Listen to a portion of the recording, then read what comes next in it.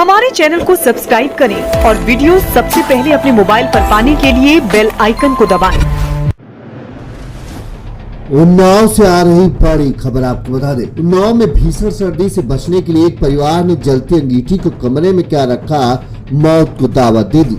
सीना में सूबेदार की पत्नी और उनके 2 बच्चे खाना खाने के बाद कमरे में गर्माहट बनी रखने की एक जलती हुई अंगीठी को कमरे में रखकर सो गए। चंद घंटों में जलती अंगीठी पूरे परिवार के लिए काल बन गई।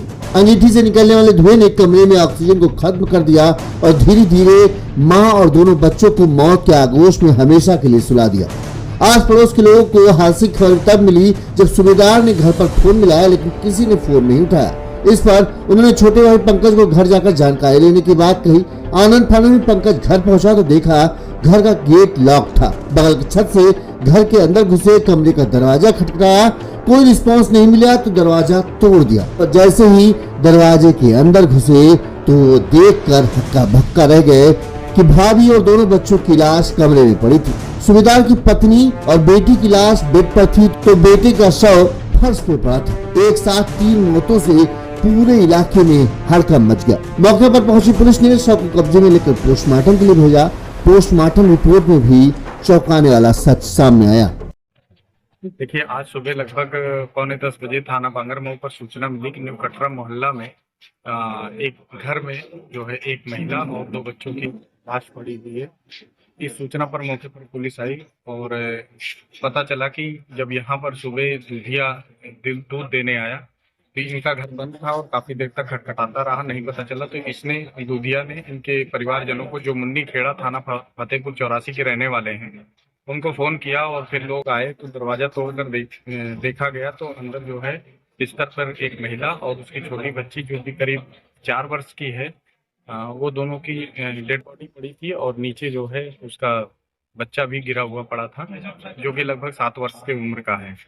ये परिवार एक सूबेदार हैं जो आर्मी में हैं, उनके पत्नी और बच्चे थे।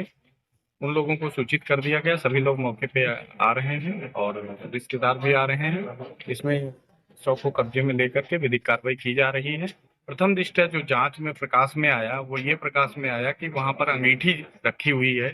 ऐसा प्रतीत हो रहा है कि कहीं न कहीं धुएं से, सफोकेशन से इनकी जान गई है।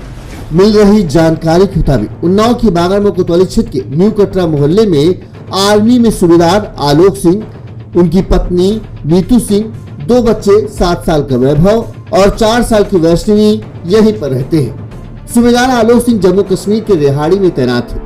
सोमवार की रात खाना खाने के बाद नीतू अपने दोनों बच्चे वैभव और वैष्णवी को लेकर कमरे में सोने चली गई। इस दौरान रात में ठंड ज्यादा होने की वजह से उन्होंने ठंड से बचने के लिए कमरे में जलती अंगीठी रख ली। इस दौरान उन्हें अंगीठी को बुझाना याद नहीं रहा और वो लोग गहरी नींद सो गए। नीतू को ये पता नहीं था कि अंगीठी की ये गर्माहट उनके लिए मौत की आहट बन जाएगा। धीरे धीरे कमरे में ऑक्सीजन कम होती चली गई, जिससे तीनों के फेफड़ों ने काम करना बंद कर दिया।